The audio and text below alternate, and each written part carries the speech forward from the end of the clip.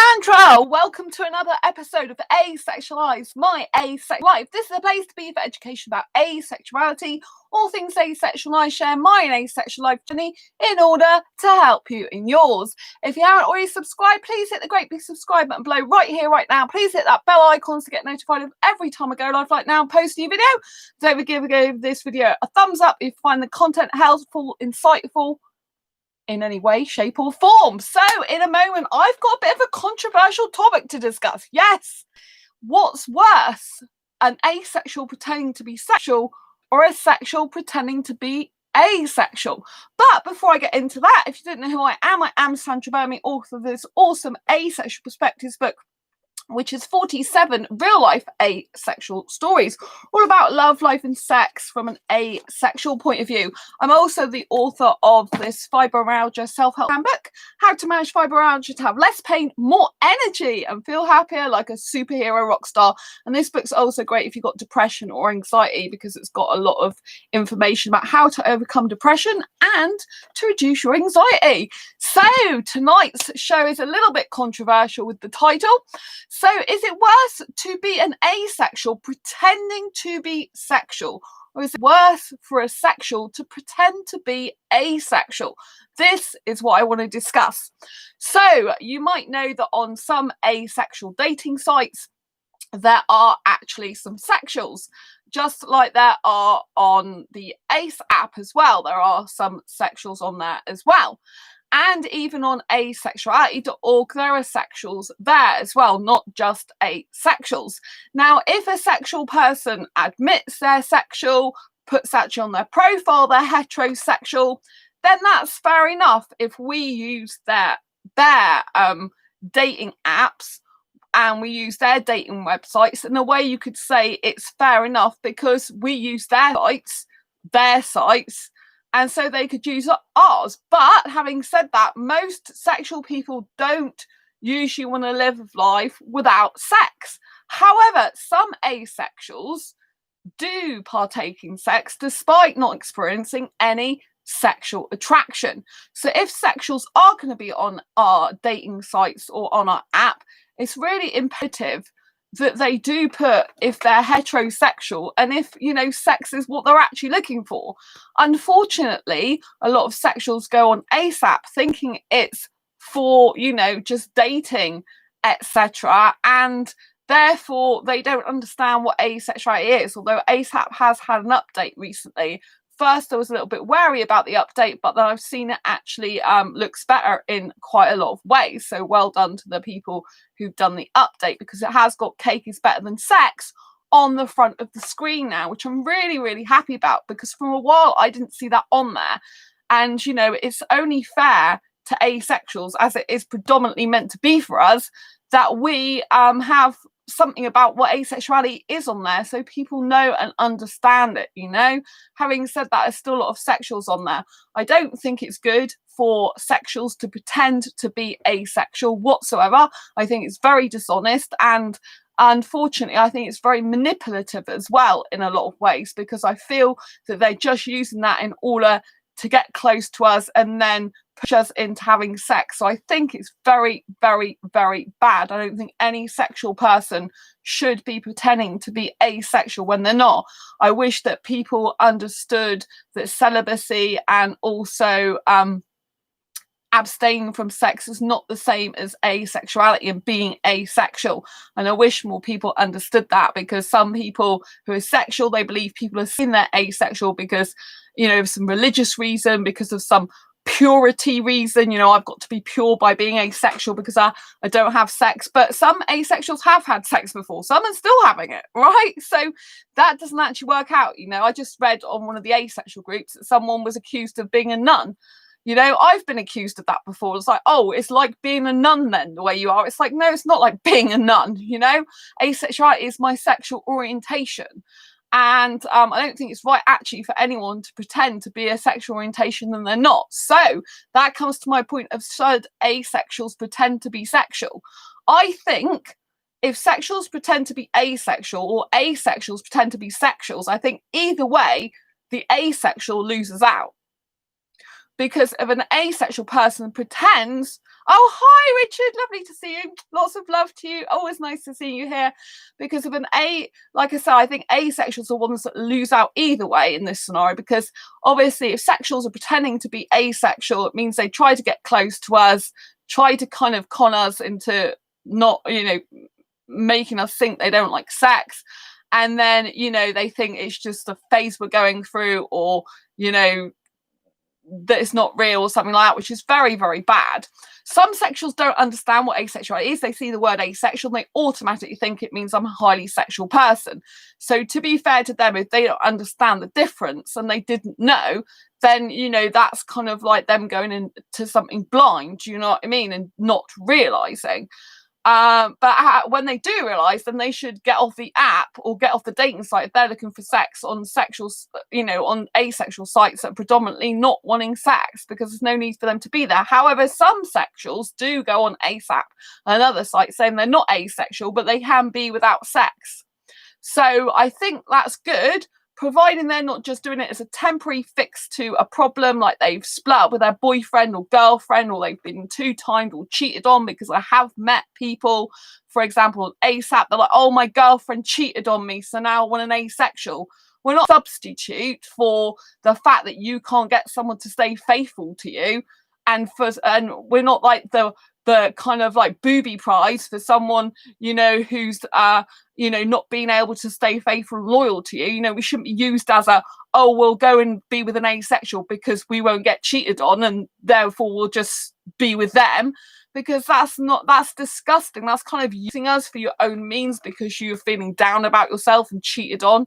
It's bad, cheating. I don't agree with it. And I think it's a good quality of an asexual person who doesn't want sex, doesn't need it, that they're not going to cheat on you.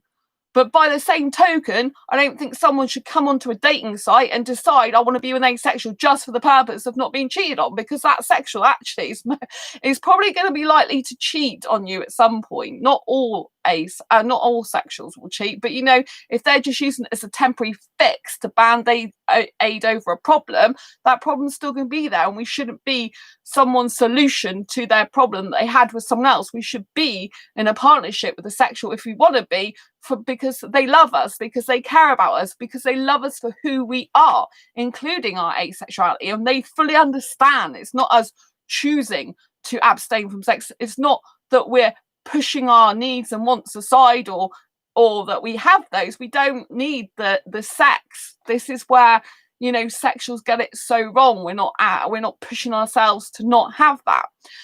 Asexuals should not pretend to be sexual, because it's very damaging to their soul, to the way they are, because it's not being true to who you are. Now, I understand in some countries asexuals feel it's unsafe to be come out as their asexual self. So I do understand those type of things. And I would always say, safety is first, no matter what. If you feel if you feel in an unsafe situation, not just uncomfortable, but really unsafe, like you're going to be physically hurt or mentally tortured or something like that, then obviously I don't think that you should come out in those circumstances. I think you should leave those circumstances, get the heck out of there, get yourself to safety, and be who you truly can be. Right? Get rid of these people in your life. Get rid of, if there's a country that can't accept you for who you are, then you're going to have to think of ways to moving, because you can't live your whole life being someone you're not, because that's going to damage your inner intuition, if you like, inner soul and inner being. It's not being true to who you are, but if you're just uncomfortable, yes, it is uncomfortable for some people to come out as asexual, because it's not norm in society for the majority of people, but it's not wrong. There's nothing wrong with being asexual, and to pretend you're a sexual person can cause you a lot of grief, a lot of upset, and a lot of pain. If you go into a relationship knowing full well you're an asexual person who doesn't want sex at all, and you come across a sexual person and you're waiting for 3, 4, 5, 6 months or however long it is to tell them that you don't actually want sex, and they're pushing you for it, and they think, well, it's a natural thing that they want to do, so you would too. This is going to end up in a rocky relationship. It's going to end up with you being very anxious, very nervous, because you are putting yourself in a position that's not actually safe for you to be in. You're putting yourself in a position where you're not being open and honest. You can't have a loving, sustaining, happy relationship where you're not being your true, authentic self. You know, to be in a long-term, loving, lasting relationship, you need to be completely honest and open with the person. You need to be able to communicate your needs, your asexual needs included, you know. So the one that loses out is the asexual person when they're trying to pretend to be heterosexual when they're not. Thank you for the thumbs up. You know, and, you know, some of this about as well, this conversation about asexuals pretending to be heterosexual. When I was talking to someone on an asexual dating site, actually, I was talking to them and they're not interested in a relationship with me, but they were interested in being friends with me. And they communicated with me further on by email, and I introduced them to one of my other asexual friends who I believe they'll get on very, very well with because they've got far more in common.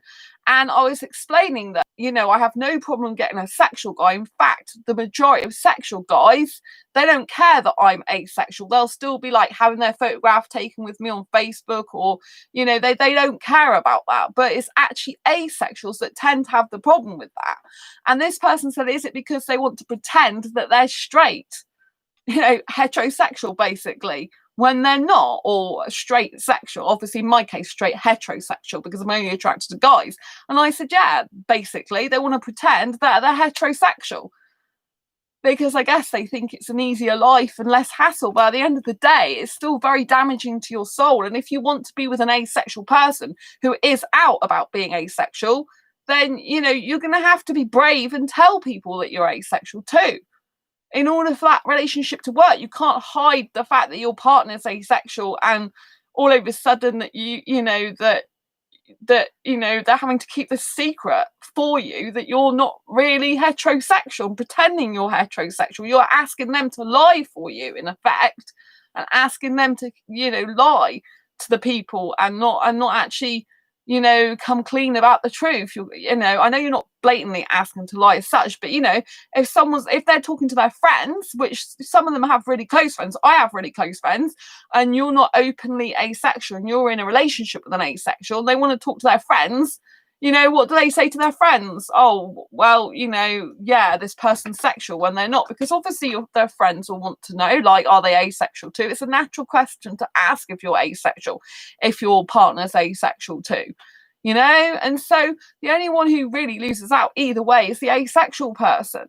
And, you know, I can't condone someone pretending to be heterosexual when they're not, because that would be me like having one rule for one sexuality and another rule for the other. Do you know what I'm saying?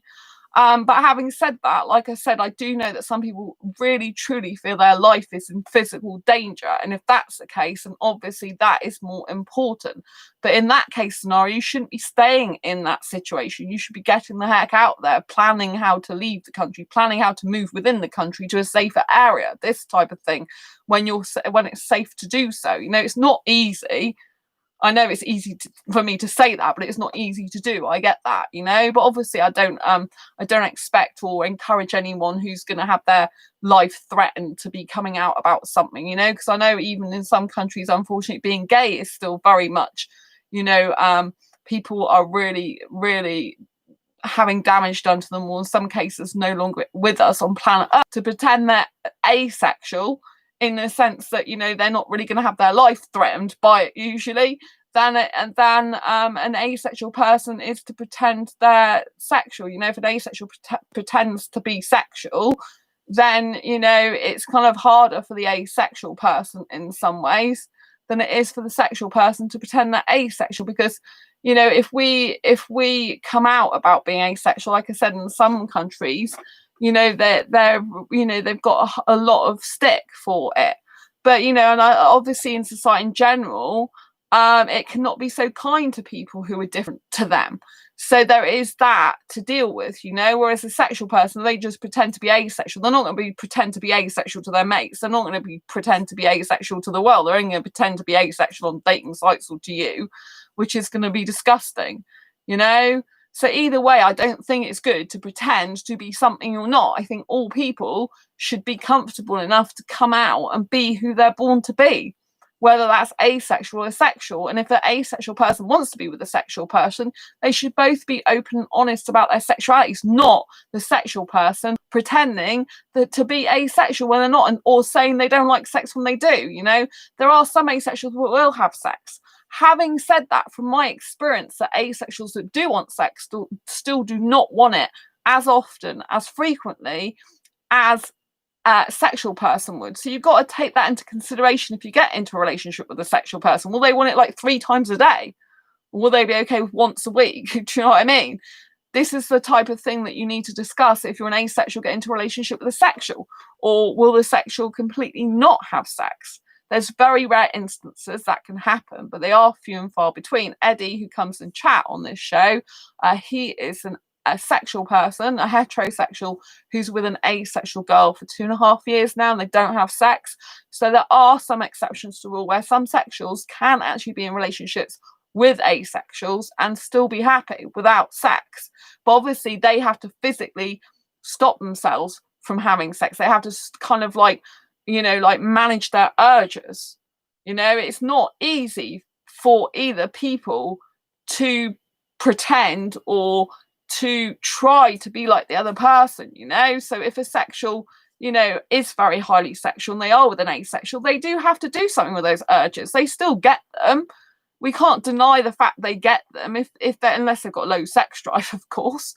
You know, so if they get the urges, then they have to deal with it through masturbation or through, you know, other means.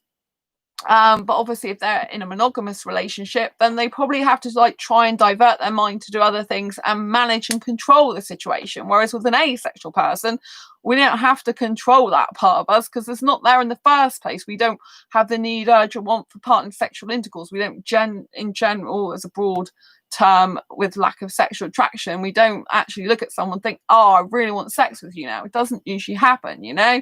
Obviously there are the more grey areas of asexuality. But in general, in broad terms, that's what we don't experience. So either way, whether a sexual person is pretending to be asexual or an asexual person is pretending to be asexual, the asexual person usually loses out the most. So I would recommend that the asexual person, as long as you're not going to get physically hurt or anything by owning up to asexuality, should own up to being asexual. Yes, it will be uncomfortable. Yes, you'll be scared to do it a lot of the time. I wasn't scared. I didn't even know it was a big deal. I just phoned my parents out. I was walking down Fall Street, which is in my city in Exeter in the UK. I was walking down there and I was like, yeah, oh, by the way, you know, I've come across this term asexuality and I think it really sounds like me, mum, blah, blah. I'm just walking casually down the road. That's how I came out about being asexual. I'm just like, I didn't even know it was called coming out. I'm just like, I'm telling my parents what I am, you know? And then I had the second conversation with them and my mum's like, oh yeah, it sounds like you. So I think my mum and dad must have Googled it.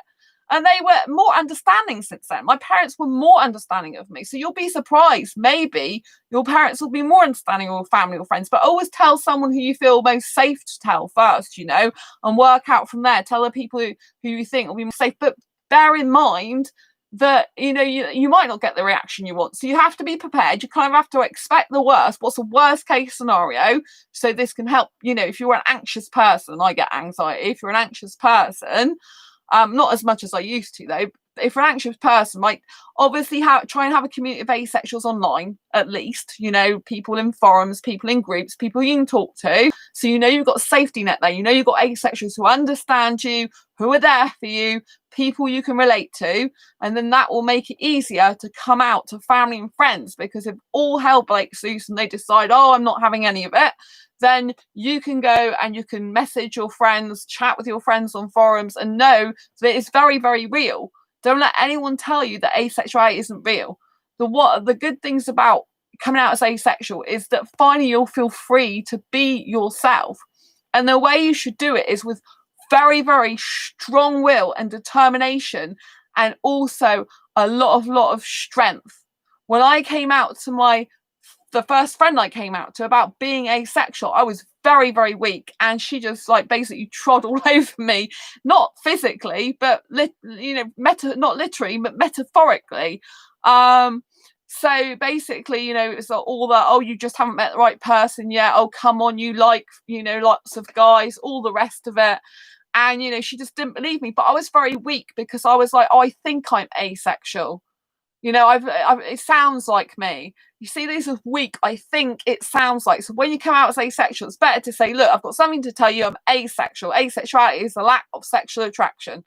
So yeah, I'm not interested in sex, obviously, if you're not. And then just let them carry on with their day or whatever, and just keep talking about being asexual. Don't stop being you just because someone doesn't like it. It is who you are, right? And it's important. Asexuality is, different to the normal heterosexual sexuality. So it's important that you do let people know about it, so people are aware that you're not going to necessarily like sex jokes, but some asexuals do.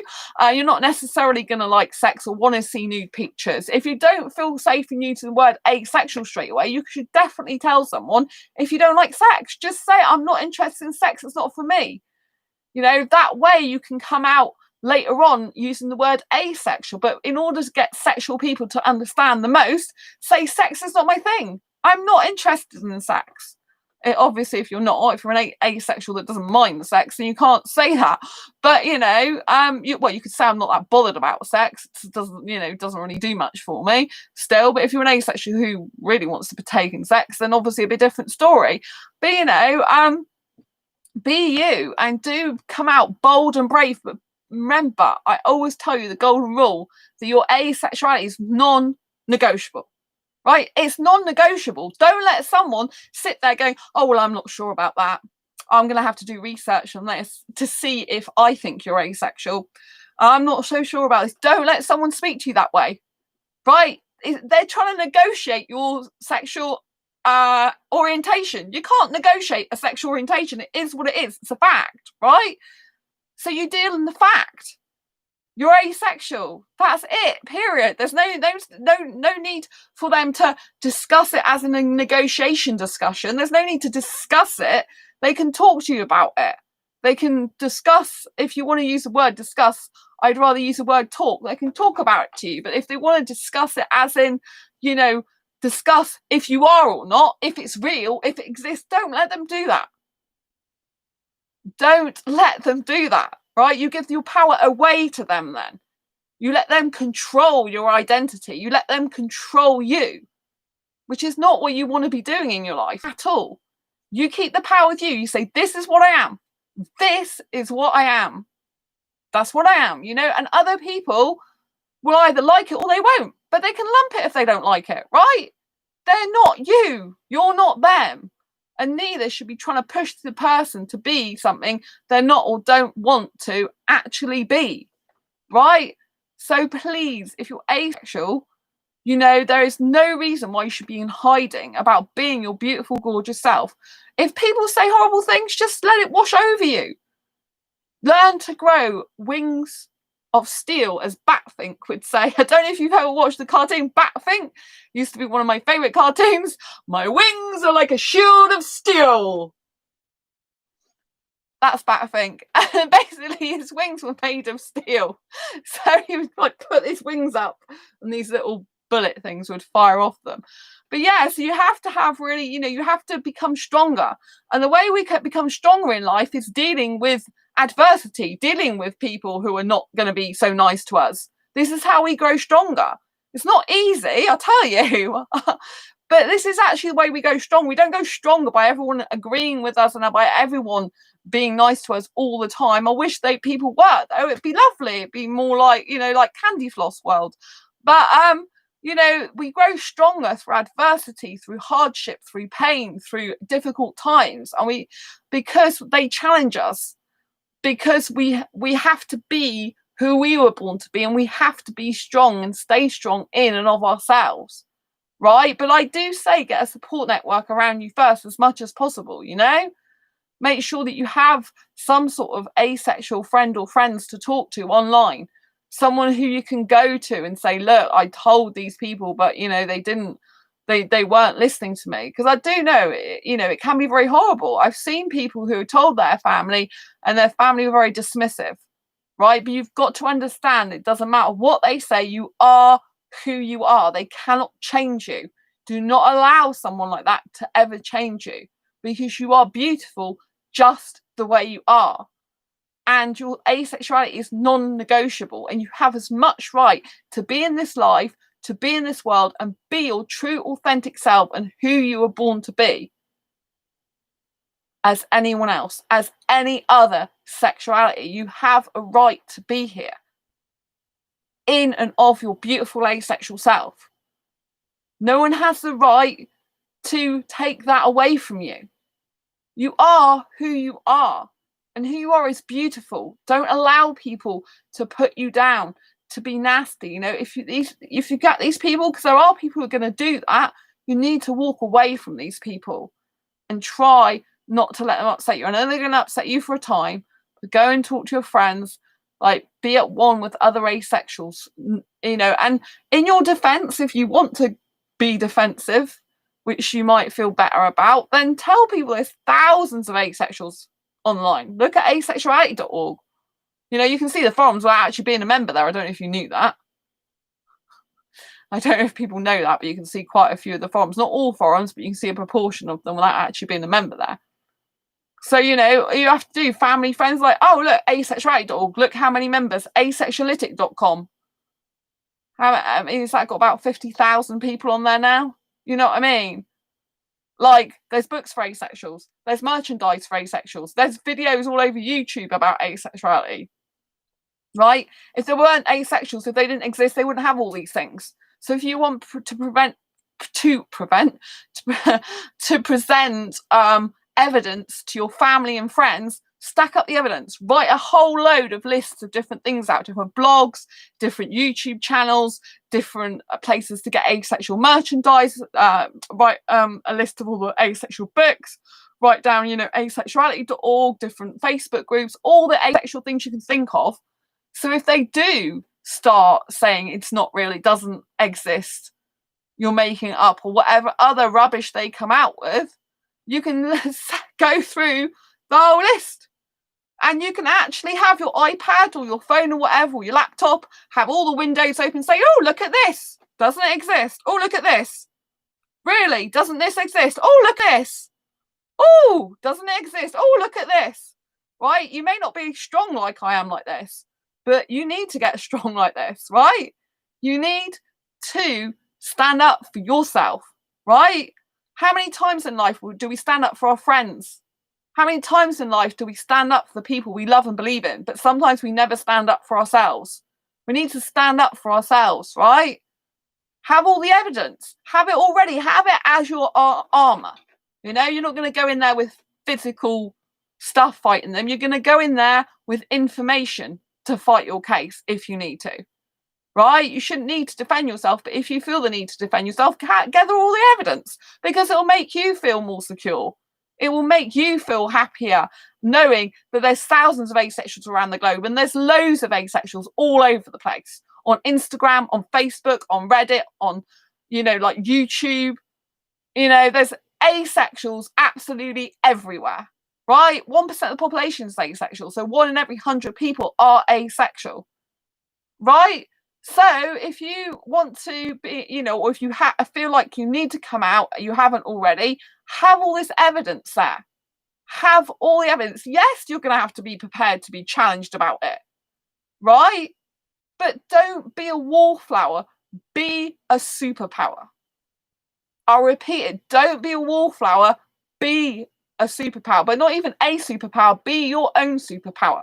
Your superpower is your strength of character.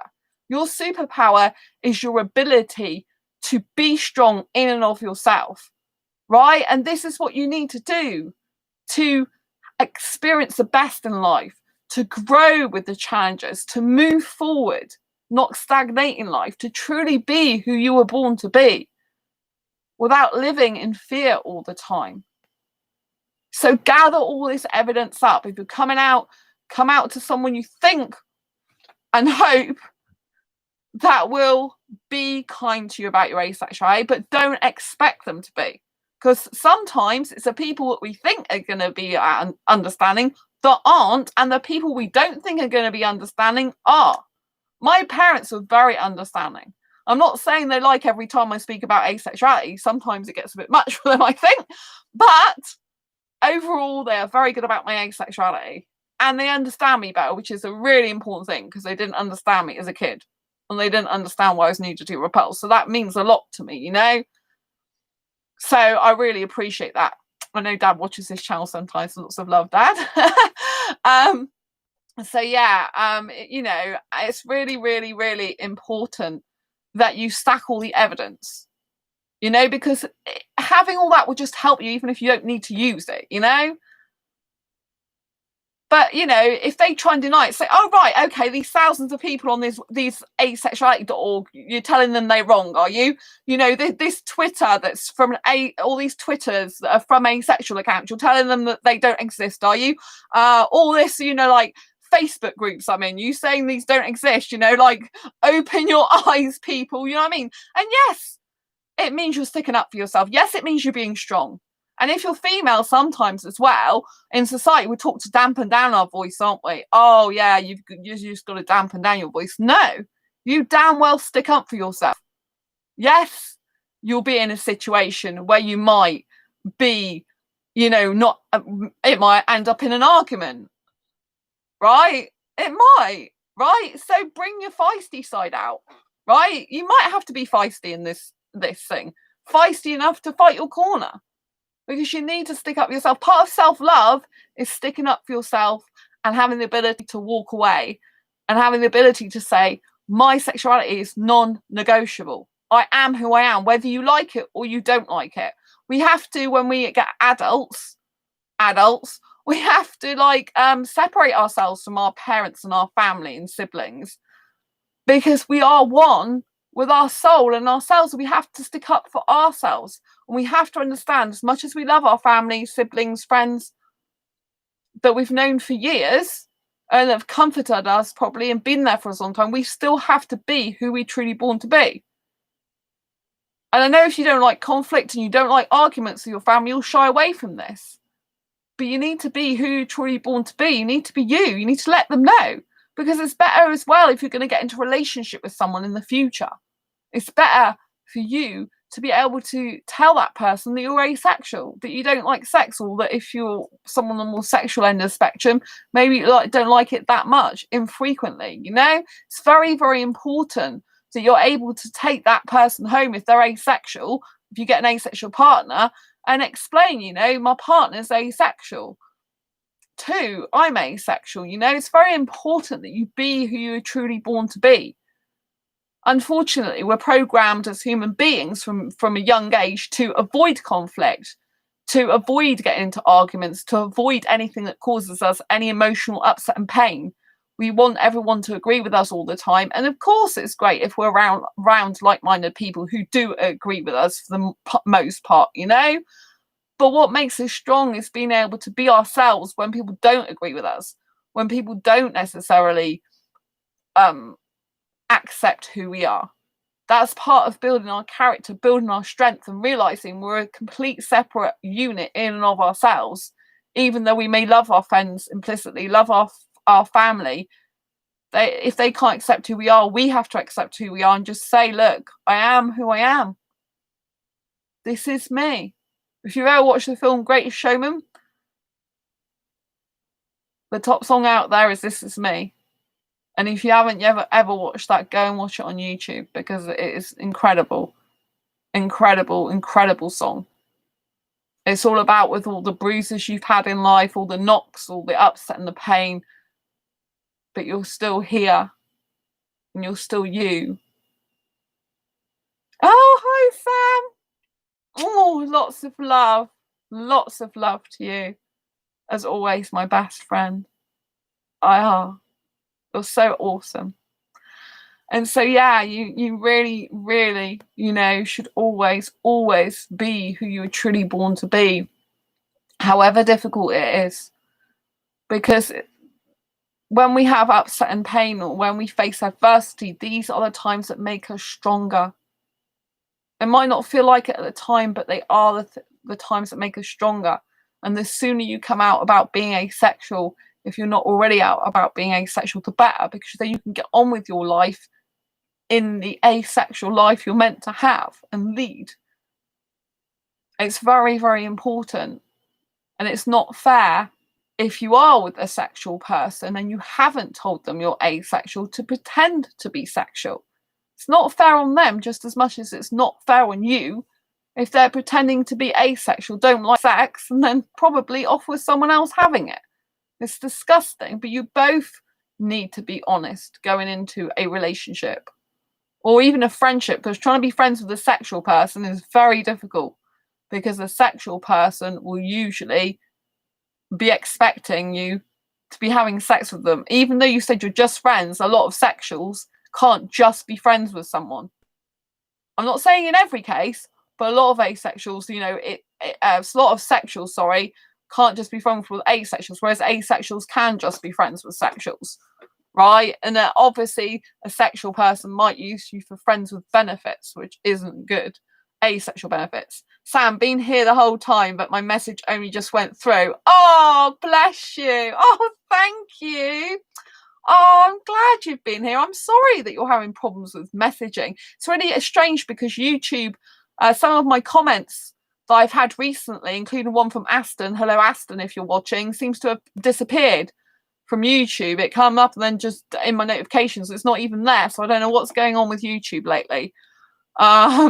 But it's very, very strange. It's, there's some comments that it automatically gets rid of that are spam, but it seems to be getting rid of some that aren't spam as well. So I don't know what's going on with that. So I do apologise, but it's nice you've been here the whole time. I really, really appreciate it. I really appreciate it. It's so nice to. I'm not seeing you yet, but it's so lovely. I'll be seeing you later today. I can't wait. I'm so excited. So yeah, it's very, very important that neither a sexual person pretends to be asexual or an asexual person pretends to be sexual, because either way the asexual person is the one that actually leaves us out, and I'm sure that if you got into a relationship with a sexual person and you didn't tell them you're asexual and then further down the line you did, I'm sure it would probably hurt some sexual people as well, because they still have feelings at the end of the day. And if they thought you were something that you're not, they thought you were heterosexual when you're not, that can cause them some heartache, some upset and pain, especially if they fall in love with you, but they really need sex in the relationship. And it's an integral part of their needs, right? Just because I'm asexual, I still realise that sexuals do have needs, some of them. Some of them need to have sex in a relationship. It's just part of how their relationship needs are. And if we're pretending to be something we're not, if we're pretending to be sexual when we're not, that's not fair to them either. Sam, just seems to be YouTube in general lately. Yeah, I think YouTube's having a bit of a, I don't know what's going on with it. I think it's because of what's happening in the world. Maybe I know lots of companies are using bots and working from home as well. Some company people, I know I had an email from them a while ago to say some of their YouTube staff are working from home, so bots are taking over, controlling like comments and videos and stuff, like what goes in and out. So I'm guessing their bots just delete certain ones or something, because I couldn't find them in spam or anything either. So that's weird. But I mean, it's a shame, because like Aston's comment was fine the other day about a no sex movie review I did of High School Musical. She said she liked the other High School Musical films. She likes all of them. So a big shout out to Aston if she's watching. So yeah, I'm sorry your comments seem to have disappeared, otherwise I would have replied to it. But yeah, so I think, overall, to conclude this video, it's very important that an asexual and sexual person doesn't try to pretend to be something they're not. A sexual person definitely shouldn't be pretending to be asexual, especially because usually they're trying to get an asexual person under false pretenses when they're really after sex, and that is disgusting and harmful to the asexual person.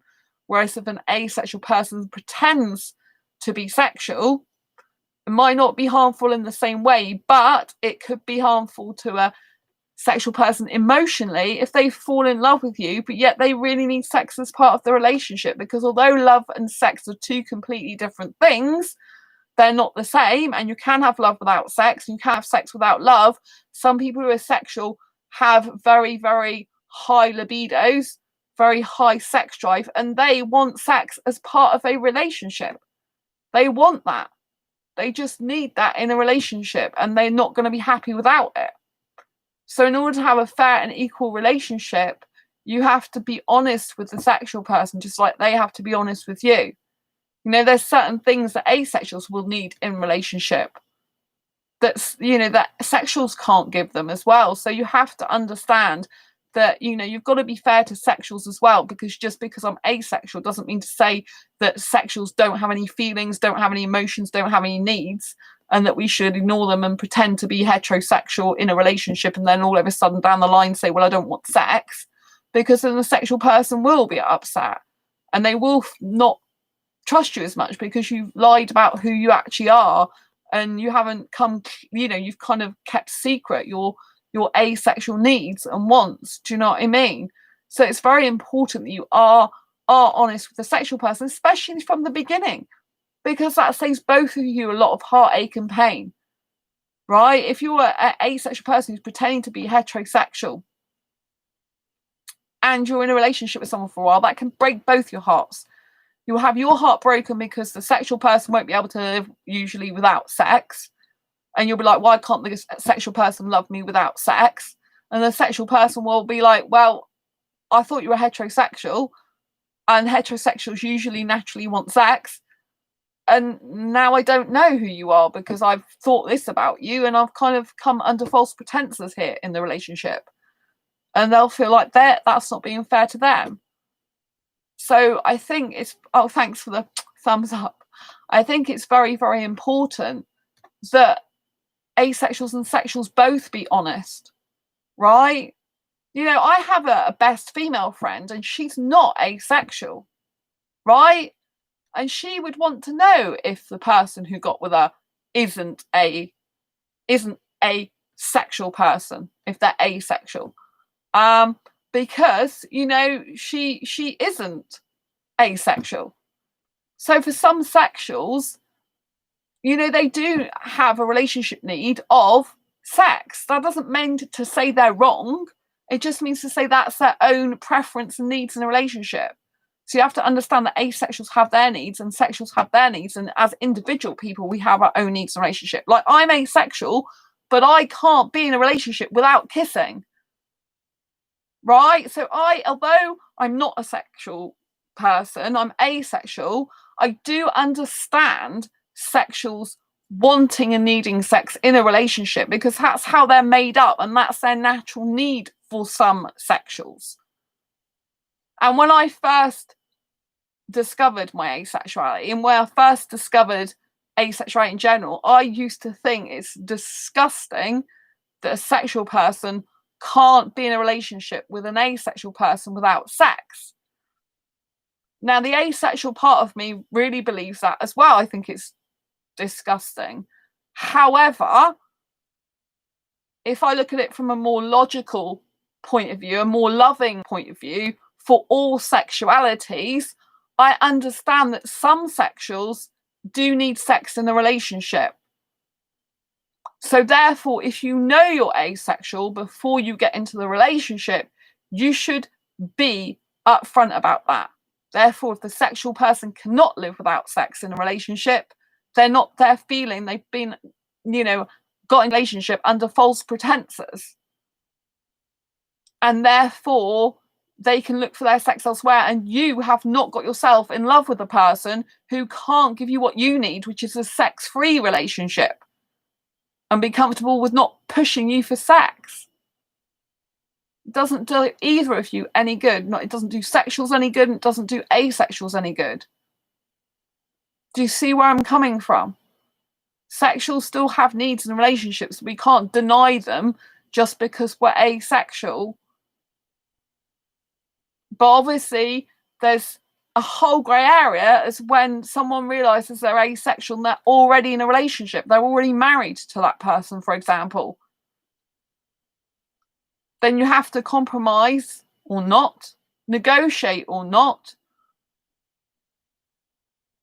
or you run into difficulties. If you're in a monogamous marriage, you're asexual, you never want sex, the person's highly sexual, it's not good. in the end, you're likely going to have to split up because of incompatible needs. And I don't want to say that to you, but it's the truth. If that your partner is pushing you for sex all the time, you don't want it, and they need that, and they can't live without it, they're either going to, they're likely to go and cheat or be unhappy. If they can be with you without sex, or you compromise because you don't mind compromising, you do other sexual stuff and everything's fine and good, then that's great. But this is why we need more awareness of asexuality. This is why it's so important for sexuals and asexuals to understand and respect each other's sexual orientation, so that these situations happen less and less and less. The more people that understand asexuality exists as a real thing, the more people can grow up knowing it's right, it's fine, and they can just say, well, I'm asexual from a young age, and therefore they're not going to get into relationships with sexuals that have got high sex drives and want sex and can't live without it. And they can be truly who they're born to be. Eddie, I pretend to be a vampire. Sam, I believe you may be a vampire, Eddie. And hey, by the way, Sam, I'm always honest and open about being ace and no interest in sex. Rather we both go find someone else than anyone dishonest. Oh, Sam. Yeah, I agree with you. It's both you find someone else and anyone be dishonest. I totally agree, And because I do need kissing in a relationship, I can't be in a relationship without kissing. I mean, if I was, I wouldn't be happy, because I'd feel I haven't got my freedom within that relationship to be physical with my guy in that way. That's why I need someone who's equally into kissing as much as me, which is hard to find as an asexual person, because mostly it's sexuals are into kissing, or at least in the beginning. So that is a bit difficult, but I just go and kiss some foreign guys in a club, come back home and not worry about it, and just live my single life nice and happy. That's basically what I've decided. I don't need to, but I'm still I'm still searching for the right asexual guy as well at the same time. But I'm kind of like okay about that. But yeah, it's much better to be honest for both parties. Like although I'm asexual, I don't have any platonic attraction. So for me, kissing is high on my needs, right? And if I was in a relationship, like I said, where I wasn't doing that, I would feel like I was letting myself down, like I was basically, like putting myself in a kind of prison, and I would feel like I was not free. I would feel like I was caged out. Especially, I can't be not doing with public displays of affection either. I can't be with the guys like, oh, I don't want to show you public displays of affection. No, I don't want kissing in public. I don't want much kissing. I can't be with that type of person in a relationship. I may as well just be friends with them, to me, because that's a major difference for me personally between a friendship and a relationship. My friends, I wouldn't go around snogging or kissing. Do you know what I mean? Whereas in a relationship, I would. So that is my it's a huge differentiation between a relationship and no relationship. I just like to be free to kiss my guy wherever I want. Theme park, zoos, aquariums, on the train, wherever. I've not got this guy yet, but I can dream. I shouldn't be time. I just go kiss the air. So yeah, it's very, very important to be yourself and be honest from the very, very beginning. Oh, I've got a flower. Someone's given me a mago. Is that it? Oh, mago. Is that how you pronounce it? I've got a kiss with some flowers. Oh, thank you very much for the kiss with some flowers. I really appreciate it. Is it flowers or is it a plant? Well, it looks very nice. Thank you so much. I appreciate that. It looks like it's a good emoji. I'm not looking that one up now. I'll take it as a good thing. So yeah, I appreciate that. Thank you. Lots of love to you. Appreciate you being here. Yeah, so it's very, very important that you don't pretend to be something you're not, and I think it's like quite a shocking concept that asexuals are pretending to be sexual. As we know, sexuals pretend to be asexual, but it's true. So there's a lot of asexuals that are in hiding. In essence, they're pretending to be heterosexual when they're not, and that's not fair, to pretend to be something you're not. But I don't think asexuals have very much thought about it like that. They've more like thought about it that they're just being what society expects them to be, rather than they're actually pretending to be sexual when they're not. So it's very, very important that you actually be who you are, because the sooner you are who you are, the sooner you can have better friendships with people who are like-minded, better relationships if you're polyamorous, and you can go forward being you. You can live as your true, authentic self. I was quite surprised this week. I found out there's someone who follows my channel, Ace Mind. Hello, Ace Mind, if you're watching. And they have a website and everything, and they're only about 19 years old. And I was so impressed. The website is really good, actually. So I was really impressed with them. And I thought, wow, if a 19-year-old can do all that, like blog, website and everything, for asexuals, I thought that, and come out at that young age. They came out before they were 19. I think 2018 they came out. So I was like so impressed, if someone that age can come out, there's no reason why other people can't do it, but you have to be brave, so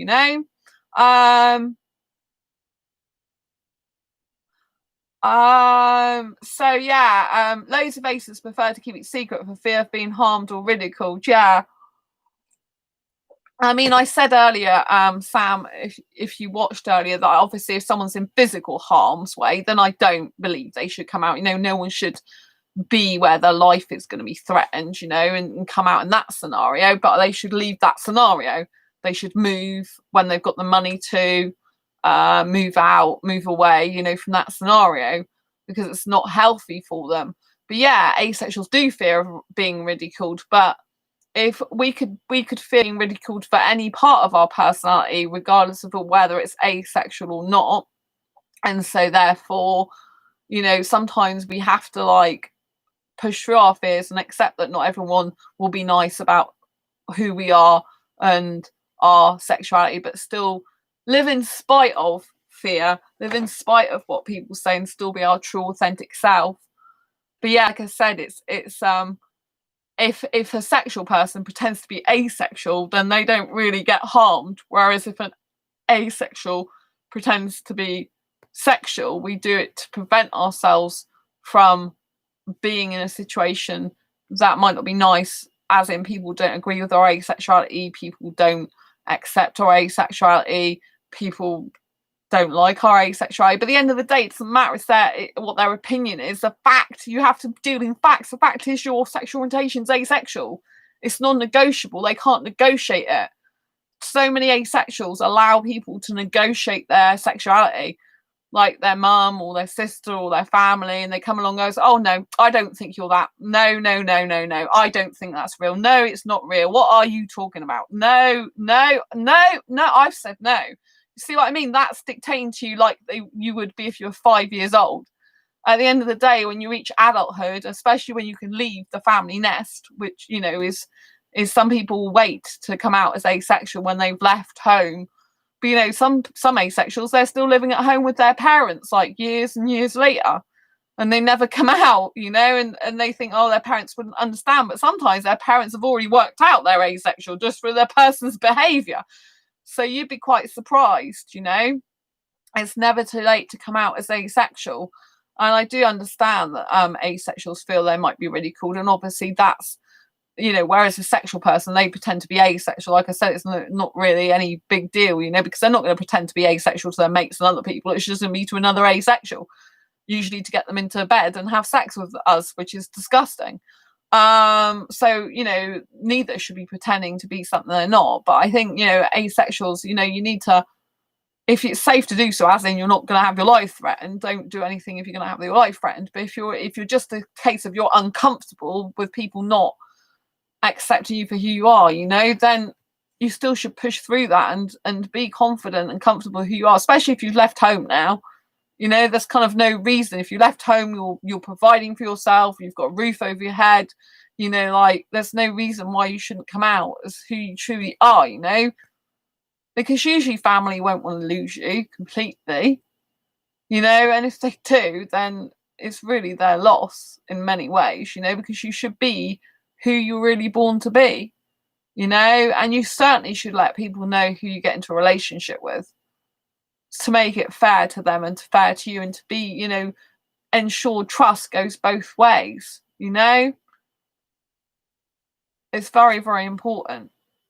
But yeah, so, you know, it's all about living your true life in spite of what others may think, say, or do. And it's not always easy, you know, because you don't know other people's reactions. But we give our power away to others when we always worry about what other people think, and we miss opportunities in life sometimes.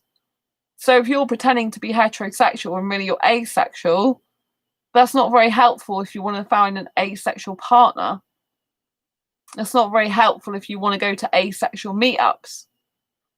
It's not very helpful if you want to hang out with other asexuals in person and speak freely with them. So it kind of holds you back from progressing in your life and with your asexual life if you are in the closet, you know, because there's loads of wonderful opportunities for you if you do come out as asexual, although it might be scary and there might be adversity, there might be people who don't just accept you for who you are, you know, and it might be upsetting and painful in that way. It's also very free and liberating that finally you can be who you truly are. And you can push forward in your life knowing that you don't have to hide anymore. You don't have to lie or be secret. You don't have to stash your asexual merchandise under your bed. You don't have to put your book in your secret locker, your asexual book in your secret locker. You don't have to, like, you know, go on forums and then every so often, like, if your mum's about to come in the room, quickly shut everything down. Stop speaking to people without even saying goodbye because you're worried about what your mum's going to say or your sister or whatever. You know, you can just be who you are, you know? It's very empowering to be who you are. It's scary. I'm not saying it's easy, but the things that aren't easy, that challenge us, are the things that usually make us stronger. Not the things that don't challenge us. The things that don't challenge us, they're okay, but after a while, we stagnate in life. We don't develop or grow ourselves. We just go along until change is thrust upon us, and then we find it hard to deal with because we're not used to it. Whereas the more we make change happen for us, rather than plonking on us and happening to us, the more we have practice of being able to adapt and be flexible when things don't go our way, when we don't get the reaction we want. But I still know you're going to be scared. All I can do is encourage you, providing, you know, you're not in harm's way physically, and it's just a case if you're uncomfortable doing it, I would encourage you to be who you truly are. You know, like I said, if you don't want to use the term asexual, for now, you can just say, I'm not into sex, it's not my thing, which stops family going on about, oh, you know, when are you going to give me grandchildren? My parents have not been like that because I don't want kids and they've known that. They're fine about it. But, you know, some parents are like, oh, when are you going to get grandchildren? Or I'm worried about you going to end up on your own because you don't seem to be interested in relationships. Or why can't you find a boyfriend? Why can't you find a girlfriend? You know, family do worry about you. It's going to put their mind at ease if they know you're not really into sex and can live happily without it and without a relationship. If you're a person that doesn't want a relationship, you know, if you're an aromantic asexual, lack romantic attraction, lack sexual attraction, don't want a relationship, it's important that you get across to the person, your family and friends, that you're okay as you are, that they don't need to worry about you, that you've got, you know, you're getting asexual friends like you, or people that, or if it's, you know, even if you feel it's LGBT plus people that support you, that you've got people who understand you, so you're not going to be alone even if you're not in a relationship. They don't need to worry about you because family do worry about you, parents worry about you, they worry that you'll grow old and that you're not having anyone in a relationship to look after you, to love you and be with you in kind of the older fashioned caring sense, you know. They worry about you that you'll be all alone, and you know, and some of them just don't understand why you can't get a boyfriend, girlfriend, and some of them start thinking there's something wrong with you per se, you know, like, oh, there's got to be something wrong with my daughter or son because they're not in a relationship, you know, but there's nothing wrong with you. And if you do want a relationship, you just haven't found the right asexual relationship yet. You know what I'm saying? So coming out is not just helping you to be strong. It's also helping your family and friends who get worried about you, that you're all alone, or that you're not having a relationship when everyone else is, and that you're missing out and losing out, you know? Because sometimes that comes from a place of love from family. Sometimes it does, because they genuinely want the best for you, and they think the best for you is being in a relationship, having that love, having that caringness, and having someone there for you till the end of your, well, hopefully to the end of your life nearly, you know, or at the end of your life, you know? I mean, I'm an only child, and my parents used to worry about me a lot in that respect, you know? Luckily, I've got good friends now. My best friend is in the chat. So they know that I have some good friends now, best friends. And, you know, they don't have to worry about me as much in that respect. So even if I don't ever get into a relationship, if I've got the most wonderful friends who will still be there for me till the end of time and beyond, to infinity and beyond, then, you know, they'll be a lot more happier and comforted. And especially knowing that, you know, like 2 of my best friends are asexual as well, people who understand me, people who get me, then they know I've got some support there. So if anything happens, I'm not on my own, because I don't have brothers or sisters. I'm an only child, you know, only child. It's quite difficult sometimes if you don't have any close people. It's nice, it's that wonderful. I've got close friends now, you know, very good for me. And I'm really happy about that, you know, because it is worrying when you're an only child, if all you got your parents. And I know it's harder to come out then usually. Like I said, it didn't bother me. I just came out. I just like picked up the phone. But I'm very outspoken. I am extrovert, whereas I realise a lot of asexuals aren't. So I know it's a lot more difficult for other asexuals to come out. They're more introverted. They're more shy. They're nervous. They're not as bold and probably even brave sometimes as I would. But you can be, just because I'm like that. Do you think that it's easy for me to do everything I do? No. I make it as easy as possible for me to do it, but it is hard. You know, I've got to do other stuff this year that's going to be very, very difficult for me to do. And it's going to require a lot of courage and strength. Very lot of courage and strength. You know, it's not going to be easy for me, some of the stuff I've got to do this year, right? But even some of the stuff that I've, you know, been doing over the last years, it's not always been easy. You know, before I start this channel, I didn't even talk about sex. Oh my Lord, I didn't speak about it. I didn't speak about it with my best female friend, for example, who I knew before I knew Sam. Because my best female friend's not asexual, we've been friends since 2012. So I didn't even talk to her about sex until I found out I was asexual. And even when I first found out, I didn't say anything, you know, I didn't really talk that much about it. You know, it's only since I did this channel in 2015 that I really came out and talked about this stuff. I couldn't talk about that word. It was like, oh my gosh, blush, blush, blush. I'm too shy. Yeah, me shy. That's why we need more education and visibility. Yes, you should always be honest before getting into a relationship. Yeah, I totally agree with you, Sam. I totally agree. That's why I was saying earlier we need that we do need more visibility. We need people to be able to be at school age and think, hey, there's a thing called asexuality, which is lack of sexual attraction, is a real genuine sexual orientation. So I don't feel the need for sex. That fits me, you know? So 16-year-olds, 15-year-olds can know that they don't have to push themselves to have sex with a guy who's probably much older than them and get into sexual situations that they don't want to be in, because it's a normal part of society that some people are asexual, you know? That's what it's really, really needed. It's really, really needed. It's long overdue as well, you know, very long overdue.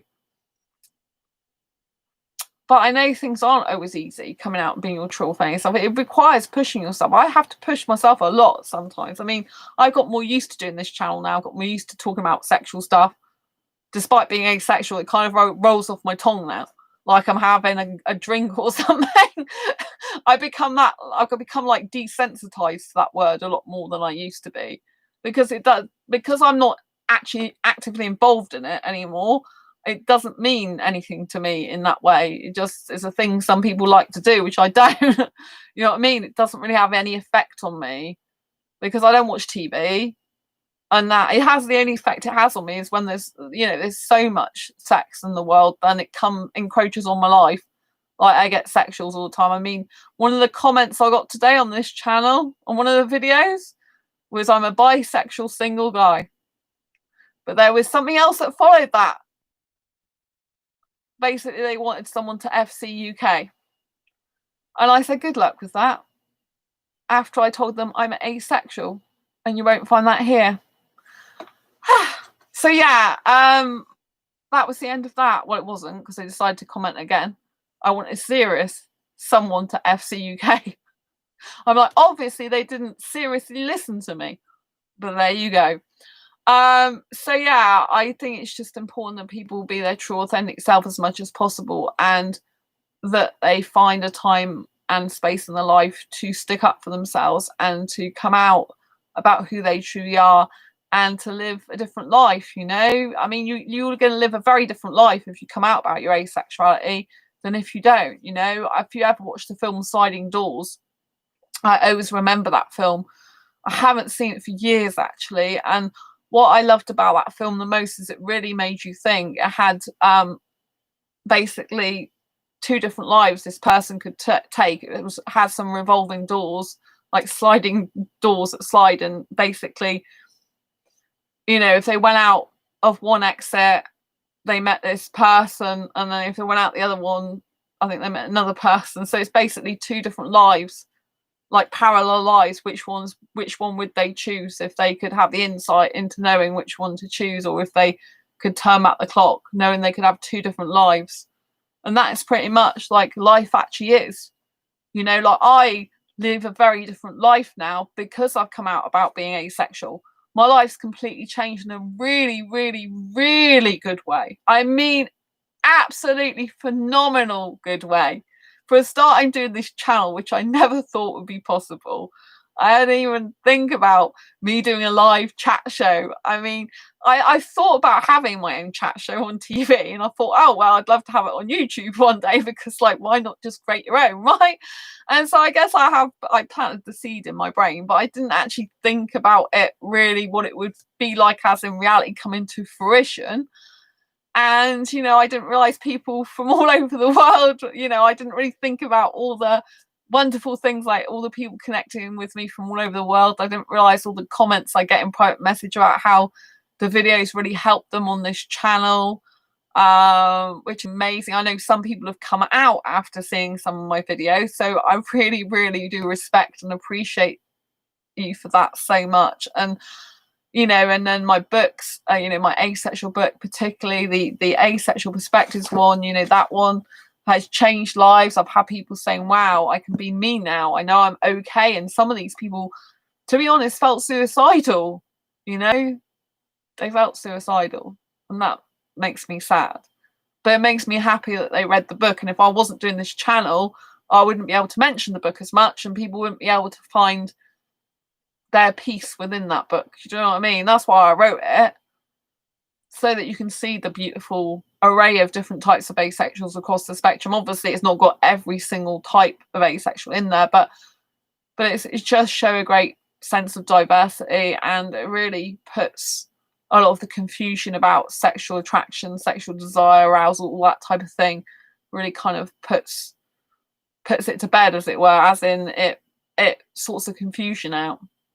And, you know, back in 2014, the year before I even did this channel, when I first found out I was asexual, I wouldn't have known all this was going to happen. I just knew that I had strength within me that I hadn't utilized yet, that I had a bravery about me that I needed to use. But I had to push myself, you know, I had to push myself on this channel. Like, there's a video about the fact, you know, like I did years ago, about the fact I hadn't had sex for X amount of years. Now I haven't had it for like since 2011. We're 2020 now. I haven't had it for like 8.5 years now. I'll be 9 years this October, right? But even doing that video, you know, having sex videos feels fantastic. You know, I've got one about masturbation on there, and I never even tried masturbation until I found out I was asexual. I mean, that was a really difficult video for me to do and talk about. I was like so shy. I was thinking, you can't talk about that, especially because my dad sometimes watches this channel. Don't ask me why, but he does. He likes to keep his eye on me. But I'm like, you taking tips, Dad? But yeah, but you know, I didn't think I'd be saying all this like in public about myself. You know, it's kind of like I do it because I think that asexuals need a voice, and I think that by being so open about my sexuality and about sexual stuff, that makes people feel comfortable about their own sexuality and okay to talk about things themselves and know that I'm here for them still. If you know the going gets tough, as it were, that you know, if you're trying to come out as asexual, you can go, this is a girl, she's an asexual YouTuber, she does this, she's like on our screens nearly every night, you know. You can send them to me, I'll tell them it's all real, it's all true, and you're definitely so awesome to be asexual, you know. Send all the mums and dads to me. I'll probably get so many emails now going, my mum said this, my dad said that. Just let me email them. I'll say, yes, I'm asexual, blah blah blah. It's non-negotiable. Thank you very much. Sending you much love. At the end. Yeah, so you know, it's very important, you know, that we do push through our fears and boundaries to help not only ourselves but help other people as well in the world, you know. Because if I didn't come out about a lot of my stuff, and I know some people that could be helped won't be, you know, I feel with my past is my past, and that I can't change the clock, and that there's no point in me taking all this stuff secretly to the grave with me, because it's not going to help anyone. That doesn't help anyone. It just doesn't. It's more important I come out there, express my true authentic self, I express what happened, I tell secrets about myself to help other people, which really means I haven't really got that many secrets, but you know what I mean, I feel comfortable enough doing that. You know, there's a lot of strength actually in being your true authentic self. There's more strength in that than being secretive, because if you're secretive, people can find out your secrets, or you're always in a situation where they can threaten you. Oh, if you do this or you do that, I'll tell this. But there's nothing really that anyone can say that I wouldn't just admit or say, you know, is true if it is true. And I wouldn't, there's nothing I hide. I don't hide things from people, and especially not people on this channel, you know. So I've even said that I'm going to be doing an erogenicity brand, which is like really difficult for me. I've got to I'm still plucking up the courage to do that brand, believe me, because when I do that brand, you know, I'm very outspoken. And this channel will be tame compared to that one. I'm like, oh my gosh. And I'm still quite scared about doing that, I have to admit. It's something that scares me.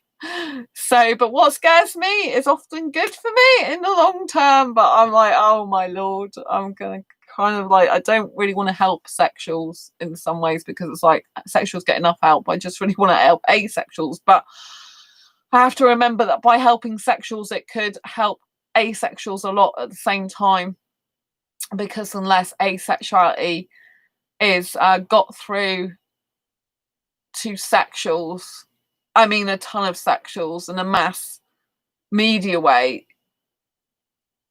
we're not going to win the fight in the battle to show we exist. And I don't want to depart from this life not having tried to live my life to the fullest, to be my true authentic self, and to also get asexuality recognised as a sexual orientation in its own right, so that no asexual does have to live in fear of ridicule ever again. You know, no asexual has to live in fear of ridicule ever again. It's very important. And the only way we're really going to do that is by speaking sexuals language. And yeah, I can do that because I used to do it in the past, and I kind of know what to say. And so, yeah, I guess I've got to go for that.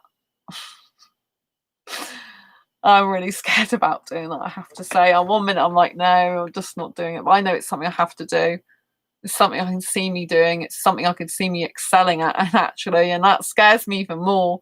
It's like an asexual who's scared of doing something to help sexuals, because I'm scared, if I'm honest, because it's like, You know, it's like I'm asexual, but if I do that channel, if I do a channel for erogenous, it'll be a very sexual behavior, and stuff that I talk about will be very sexual as well, because it'll be geared towards the sexual market predominantly, even though you don't have to have sex to be erogenous.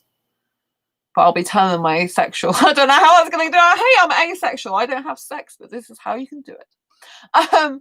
So yeah, that's going to be kind of like really interesting. It's really going to push me out my comfort zone. I'm really scared about it because I don't want asexuals to feel I'm not, you know, with them anymore or don't care about them anymore.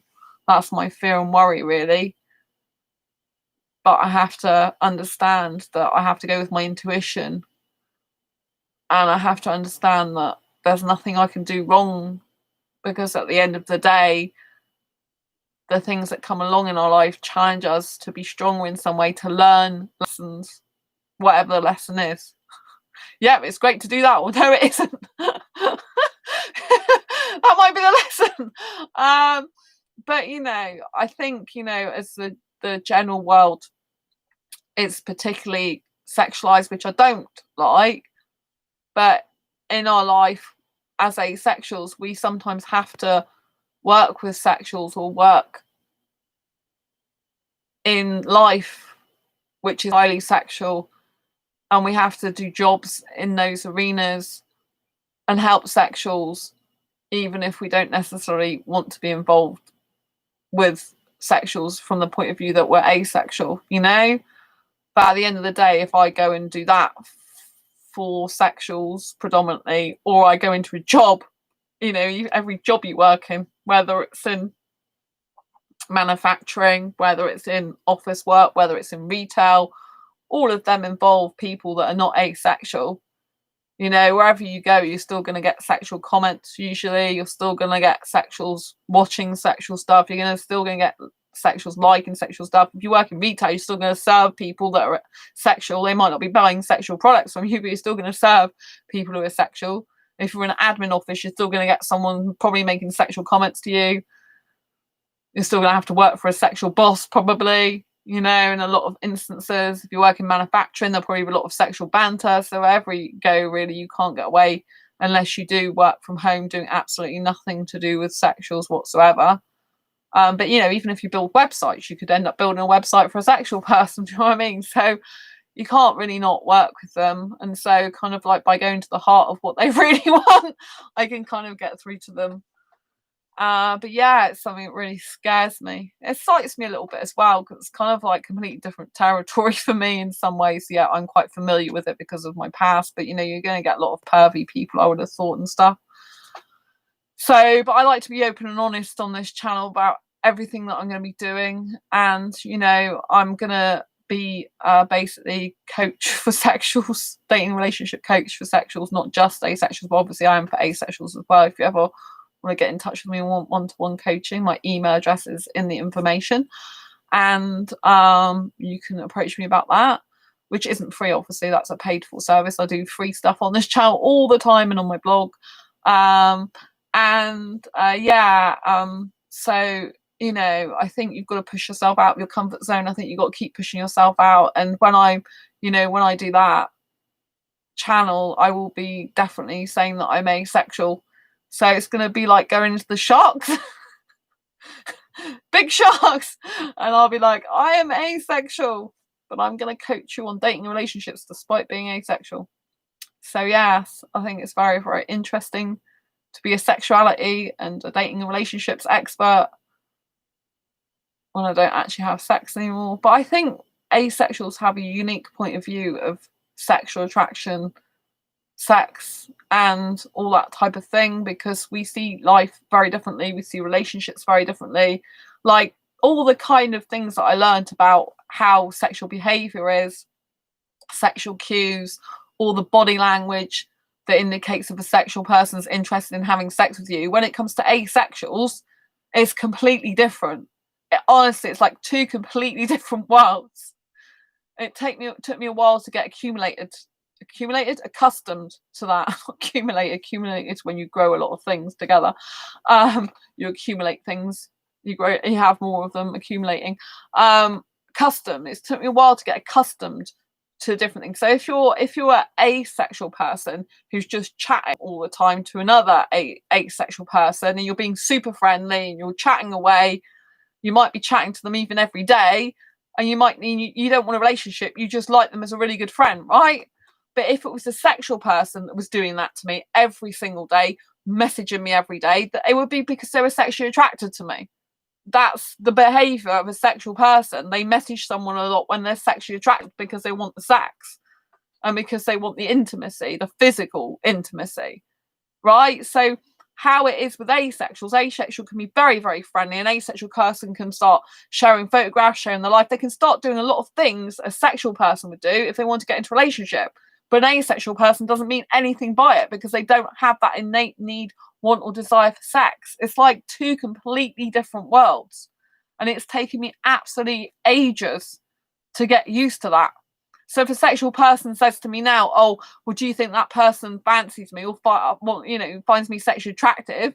I first want to know if they were talking to an asexual person or if they were talking to a sexual person. If they're talking to a sexual person, yes, if they got X, Y, and Z behaviour, I definitely say they're interested in a relationship because they'll be interested in a sexual relationship. But if it was an asexual doing that, I would say not necessarily. I'd need to know more about the person and all the circumstances, etc. And that's why it makes it harder for asexuals as well, because sexual people can get us wrong. They can overestimate our friendliness as being like interested in a sexual relationship. They can think that we're really friendly because we really want sex or we're flirting, right? I do have some flirtatious personality, I have to say, and be honest. I do sometimes. I don't think I have as much as some other people do. There was someone in my old job and she was like, I think you're very flirty, Sandra. I'm like, what, me? Innocent me? And then I'm thinking, well, maybe I am a little bit sometimes. But not in the grand scheme of things like other people are. But I kind of like I saw it as just me, like, yeah, I was interested in a guy, so I was making it known to him that I was really, really interested by being over friendly with him rather than flirting, because I think probably flirting is a bit more than being over friendly. But over friendly is part of flirting, so usually can be seen as flirting. So that's again, asexual can be seen by a sexual person as being over friendly, whereas an asexual person is just being themselves. This is why it's so difficult for sexuals sometimes to understand asexuals as well. I mean, I have some sexual behaviour despite not experiencing any sexual attraction, which I've made quite clear. And therefore it's going to confuse a sexual person. That's why I have to put in strong boundaries. If you've got sexual behavior, you're asexual, you have to put in very strong boundaries. If you're coming in contact with sexuals, you have to let them understand, this is what I'm not comfortable with. I don't do this. This is what I don't like. This is what I'm prepared to do, or this is my natural self. This is what I don't like doing. I have to be very, very clear about that. When I'm going out dancing, clubbing, I have to be clear with the guys. You're not to touch like the top bit. You're not to touch the bottom bit. You should put your hands behind my back, on my sides at the most, but hands behind my back, ideally. You know what I mean? It's like, obviously, we are doing close body contact. Sometimes we're doing like close dancing, which I don't mind that bit being close, which sounds quite weird, but there you go. It's me, my erogenous side coming out of me, despite not liking sex. So I think you've just got to like be your true authentic self in life and push through your fears and boundaries and do scary stuff. Yeah, I did say do scary stuff. Like, oh my gosh, I can't do this channel. Sandra's teaching us to do scary stuff. Why is she teaching us this? Why? What's this got to do with asexuality? Because in order to be your beautiful asexual self, in all your splendid asexual glory, you need to be every bit of your beautiful asexual self in and of yourself. Eddie, attuned. I can say this is true. Oh, right. You can say it's true. Thank you, Eddie. I'm glad you agree. So, you need to be your beautiful asexual self. So you need to push through your fears. You need to push through your boundaries. You need to do some scary stuff. Yes, I did say do some scary stuff. Scare yourself a bit sometimes. Get out of your comfort zone. Do something you don't usually do.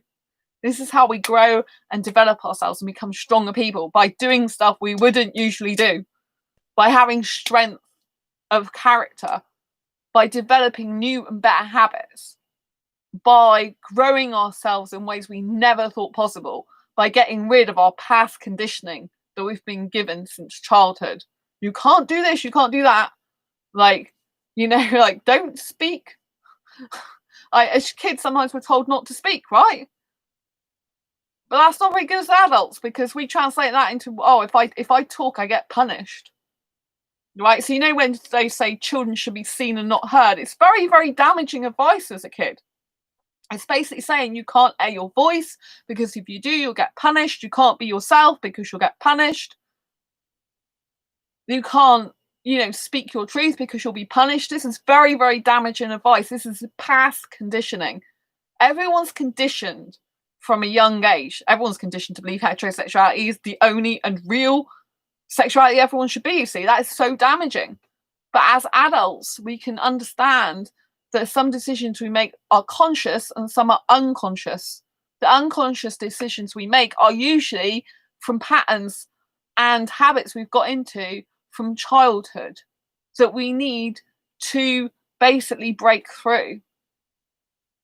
And so this means we've got to do some things that are going to scare us. It does. It means we've got to do some things that are going to scare us. Because if we don't, we can't grow as people, and we get into the same habits and the same patterns that are comfortable. Even habits and patterns that are bad for us can be very comfortable. I was having a conversation with someone recently, and I was saying, I know this is going to sound very controversial to some, and I know you might tell me off. If you want to tell me off now, or forever. Tell me off. Forever hold your peace, I was going to say, but yes. But anyway, I will say it anyway. Sometimes with depression, for example, it's more comfortable to be, even though you might not want to be in a depressed state, it's more comfortable to be in a depressed state than it is to be forcing yourself not to be depressed and to change. That's something I found out in my life journey, that depression can be a comfortable state of habit that we've got into. Only we can change it. And it's uncomfortable, especially if you've got anxiety, to actually not be depressed anymore, because you're used to it. And it's like a safety blanket and a safety net, and it feels good. Not feels good being depressed, because it's a dark, dark hole, right? It feels really bad. But there's a comfortability, an unconscious comfortability that you've got used to. And some people are not going to want me to say this, because it's going to sound really harsh, really uncaring, and not very nice.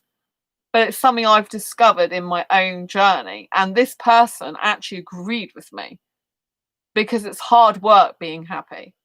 And no one told me that when I was a kid. No one told me I have to work to be happy. No one told me I generate my own happiness. I used to think I got it from external sources, like my family, my friends. I didn't realise it was all down to me. And it's hard work. I've had depression for years, and I have to work hard some of the time to be happy and stay happy. Doesn't mean to say you're going to be happy always 100% of the time and always get it right and always be happy. There will always be some times in your life when you have to accept that there's going to be times when you're not happy. But it's hard work. If you're in, like, I obviously I don't want the bad habit and pattern to return of me being depressed from years ago. It took me from childhood to 2012 to get out of that depression. And I won't let myself go back into it. But sometimes I can feel down, and I can feel the essence of where I used to be. And I have to stop myself becoming that person again. And it takes work. Sometimes it's hard work, and I'm just, I want to rest. Why do I have to make myself be happy? You know what I mean? That's just ridiculous. But it's not. It's the truth. And that's my old bad habit. Obviously, the more I make myself happy, the more I change my state, the more it becomes natural habit, a good habit, that I'm able to elevate myself and get out of that mood. And then that becomes more easier then if I maintain and sustain it. But the more I let it go, the harder it is again for me. But because I used to be a depressed person, I have to work on staying not depressed all the time.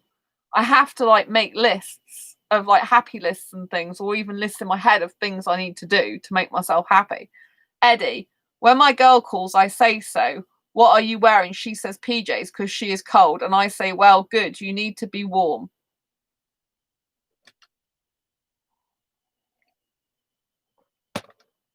I don't know what that means, Eddie, but thank you. Yeah, I feel warmer in PJs than I do in normal clothes for some reason. But yeah, so it sometimes depression, like I said, it's not good to be in that frame of mind, but sometimes it's comfortable. It's what we know. And I, like I am a person that was diagnosed with generalized anxiety disorder level 4 years ago, and I manage it a lot better. But even now, I have my freak out sessions, and I have to remind myself I'm freaking out at the moment. It's going to pass. It's not going to be forever, and I have to try and get myself back into a state where I'm not freaking out every 5 minutes. But I haven't got rid of my anxiety. I have got rid of my depression, but like I said, I have to maintain and sustain it. It's like people who go to the gym, right? If you're going to the gym, you have to go to the gym or do some sort of exercise at home to maintain that type of fitness, that type of body, right? As soon as you get out of that habit again and you get into the habit of not going to the gym, what happens to your body? It usually goes back to the way it was before. And maybe it was more comfortable before because you didn't have to get up early to go to the gym. You didn't have to make any effort. Didn't have to do anything. You could just slouch at home and watch TV. But you have to train your muscles, and you have to keep exercising and be at it. And this is no different with happiness. You have to train yourself to try and make yourself happy as much as possible. And sometimes you won't do it. Sometimes you'll have your days where I just don't feel in a good mood. I just don't feel happy today. But luckily for me, I don't get depressed. But obviously, I can feel that type of state. I can have an essence of that come my way. And that's when I know it's like, Sandra, you've just got to focus on getting yourself better, as in out of that down mood so that you don't go that far again. But I refuse to go that far again. I refuse to. But I know the feeling. I know when my mind starts shifting. So it's like I have to exercise my mind to positivity and happiness consistently. I have to go and do things like even a shower. If I have a shower, my gosh, it feels so good. I absolutely love a hot shower. I absolutely love the water on my hair and my neck. I just love it. I just love a shower. It makes me feel so good. So even a little thing like that can change my mood. I've been listening to Latin music nearly all the time lately. I tell you, my energy levels have shot up. My productivity levels have shot up.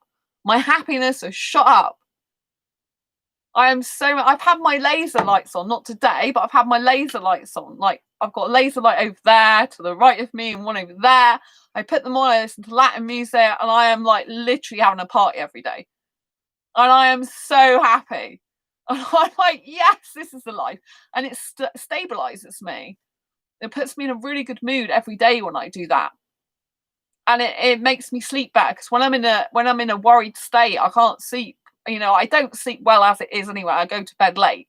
But if I go to bed in a worried state, I'll start dreaming even rubbish, and it's not good for me, So I try and, like, if I make myself happier in the day, then I can, at least if I do sleep later on, like sleep with the light on, usually I don't usually like to sleep in the dark. So I do have some sleep problems, I admit that. But you know what I mean? It's more happy.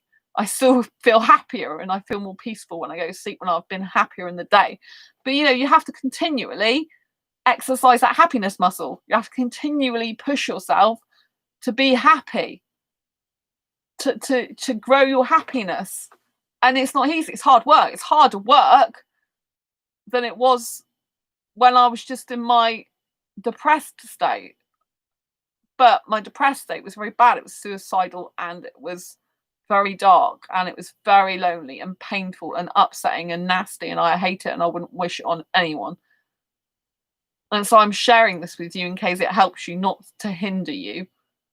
I'm sharing this in case it helps. If you don't think it helps, then, just ignore it. But I'm trying to help you because that is what I found out in my life journey. But before you ignore it, I would urge you to try it out. I would urge you for a month, at least, ideally 2 months, to train yourself, to force yourself to be happy each day and find ways of doing that and make that your mission for 2 months. Usually it takes at least 21 days to form a different habit. I've recently found up to 66. It could be even longer. But you need to retrain those happiness muscles. If you didn't have them in first place, you have to get them first. So you have to work up towards, making that your job to make yourself happy.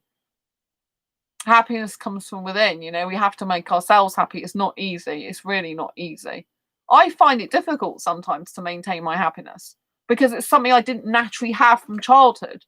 Our childhood shapes us in so many ways, from up to 0 to 6.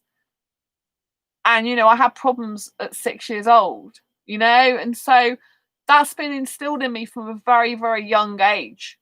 Those bad habits, those depressed habits, those feeling of loneliness and pain.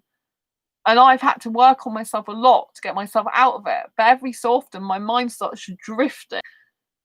So I have to pull it back. So I have to literally make myself happy over and over and over again. And I have to exercise that happiness muscle. I have to work to be happy. And that sounds horrible, doesn't it? Oh my God, you got to work to be happy. But it's absolutely the truth. Sometimes I'm like, oh, why do I have to work to be happy? It's ridiculous. This is too hard work. I don't want to just work to be happy. I just want to be happy. But then you can't just choose to be happy. But because for someone like me who wasn't used to being naturally happy in the past, it's a thing I have to do, exercise. I have to keep making myself happy because it's like a muscle, like at the gym, that needs to be exercised regularly. And if I get out of the habit of doing it, I could slip into the bad habit again, which I refuse to do. So it's imperative that when I feel myself slipping, that I try and catch myself before I completely go. I won't let myself completely go, but I can feel some negative thoughts start creeping in my mind. I remember the negative stuff I used to say to myself, the really bad stuff sometimes that I don't even want to admit to myself. And I'm like, why are you thinking that? That's the old you. That's not the new you. You need to get those thoughts out of your mind. Because life is hard sometimes. It's hard work. And sometimes I just want to rest. Why is life so difficult? But lately, like when I've been playing my music and I've been having my laser lights on, I call it light therapy. I love light therapy. When I put the lights on and they're all over the ceiling and I got them all to the left of me and they're all going around, and when I've got like nice Latin music, like I would at my favourite nightclub but I can't go to at the moment, and I put all this familiar music on that makes me feel high and elated, I feel really good. I feel like I'm having a party every day of my life. I'm like, this is a life. I'm having a party. It's amazing. And I feel so darn good. I'm like, wow, I'm having my own indoor party. And I kind of like being indoors in that scenario. It's like I'm in my own little world. Don't have anyone bothering me. And I'm out having a party with all the music I like. Yeah. And I'm getting on with my work. And I'm like going, woo, this is kind of good. This is good, baby. This is good. And I'm feeling great. And I'm feeling really happy and elated. So yeah, I listen to Latin and reggaeton. And I find like, at the beginning, I thought it was going to activate my hyper-romanticism because a lot of these kind of music, they remind me of foreign guys, but it just kind of clears the way. And I think, right, well, it's not making me so hyper-romantic that I'm having to get myself involved with guys that are no good for me. So that's good. It's just making me enough to think that I can't wait to get back to a club to snog a load of guys and then go home and not not do anything more with them because I don't want sex and I don't want that drama of getting into a relationship or some sort of scenario with a sexual person I don't want to be in. So I just go and kiss lots of lovely foreign guys at the club, maybe even British, one or two maybe, and then I'll just go home when it's safe to do so. And I kind of got that part of my life sorted now. It's like, no, Sand, you don't need to go on sexual dating sites. What are you even doing that for? There's not really much point. I mean, maybe they will in the future, like maybe I'll go, and it's quite good for this channel sometimes do that to find out what they're like on there. But, you know, at the moment, there's no need for me to go on these sexual dating sites at the moment, you know, because they're all after sex. And like, to be quite honest, if I want that, I can go and get it at a club, but I don't want the sex. I just want to go clubbing and dance. So I can just go, and all I want's a kissing. So I can just go to clubs, kiss some guys whenever I feel comfortable or want to do that, and they're aesthetically pleasing to me. Then I don't have to have a relationship tie, and I can just live my single life, do my career, and enjoy my life with my beautiful friends, you know. And so it's all good. And yes, my heart still does pine for my Indian soulmate somewhere. Yes, I do miss that person, even though I haven't met them in this life. So that does make me a little sad sometimes, but I have to know that it's better for me to stay single and be single, maybe forever if I need to be. And that's the way it is for me, at least for now. So it's kind of put it into perspective. Yeah, I like this music. I love the clubbing. I feel absolutely amazing. I really miss the clubbing at the moment so much. It's one of the things I miss the most about going out is the clubs. Obviously, I'd like to see my friends in person, but going out is, you know, like so important to this particular club for me. It just makes me feel so good. And I just remember when I'm there, I feel so elated, so happy. So when I'm playing this music and having the lights going, it's just reminding me of what the atmosphere's like in there and how elated I feel. And I feel fantastic. And it just makes me feel so good. And when I feel good, I'm more productive. And I just feeling like I'm more safe and happy and less anxious and worried. And it's awesome. And then I feel like I don't have to work so hard to be happy because I'm just naturally being happy by my environment, by making it. So just because we're indoors doesn't mean to say we can't make our environment more better for ourselves. Do you know what I mean? By making it more lively, more exciting, more interesting, by, you know, doing what we want to do with our environment and creating like an atmosphere that we want to be in, that we love. Do you know what I mean? I mean, you know, like my place is not the biggest place. It's quite small compared to some others, but, you know, and obviously I have to deal with stuff like that. But, you know, just have the music and the lights, and it just feels so good. It feels really, really great. And of course, I'm going back to my passion of the Asexual Guide to Sex book, writing that. So that's a huge help too. And I'm learning loads of new skills and progressing and getting work done. So it's all really, really good, you know, but it does take work to maintain my happiness. It really does. And so if you're someone who's not programmed, conditioned from a young age, from birth even, to be a happy person, I just need to let you know it takes work. It's not easy. You have to work at it. It's like a full-time job sometimes. I just want to rest. But then when you get into the habit of being happy and you exercise that habit more and more, it becomes less like work and more like, oh, this is just good naturally and I'm more used to it now. Do you know what I mean? So that would be what I would say, you know. I'm saying this because this is my truth. This is my experience. If you've got different experience, or you're not in a place to hear this right now, and you're not in a good way, and you just don't want to hear what I'm saying because it's not helpful to you, then, you know, you don't have to listen to it or pay any attention to it. I just want to give you a different perspective on things because, you know, if it helps just one person out there at the end of the day saying this, then I've done my bit. Do you know what I mean? And I didn't realise this. You know, I never realised I have to generate my own happiness. I'm like, what the hell's that about? I expected loads of other people. I mean, that's why I left counselling years ago. I still, you know, like, recommend if people need to have counselling to have it. You know, it can really help. I've had 2 good counsellors in my life. The rest, well, I could argue I've had 3, but I only had one for one time. And I didn't think their advice was very good. And then I found out later it's one of the most excellent advice I've ever had, which was to be around people who like-minded like myself. That was their advice. And I should have listened, but I didn't actually at that time. So actually they gave me good advice, but I wasn't ready to hear it. You see, and that's what I'm saying. If you're a person that's not ready to hear this right now because it's too much, it doesn't seem nice or comfortable, or it's just like freaks you out, or it's, you know, something that makes you feel revolted or like misunderstood or not caring. So you know, it's not the place and time for you to hear it, and it's not going to help you at all. You have to be in the right mindset and willing to challenge your beliefs about things in order to like even take that on board. Otherwise it'll just make you more angry and upset and in pain. I don't want that. So I just want to give you a different perspective if you've never heard of it before, because when I was young, I honestly thought that my happiness came from other people. I left counselling because I thought I could do a better job of looking after myself than the counsellors. But of course, if you need talking therapies, I would highly recommend still doing that. There was 2 people, like I said, and they were good. One of the people I've actually got a card from years ago. So I found this. Help my ear. I found this. This is when I left one of the counsellors years ago, who I used to see regularly.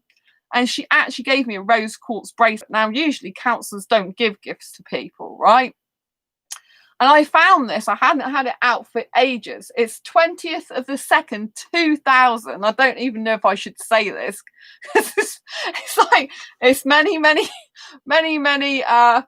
birth certificate ages younger. Yeah, maybe I bet. I don't know if I should say it. It's a long time ago. It's a very long time ago. I'm not that old. It's 2007, people. 2007. I did start having counselling when I was 17 years old.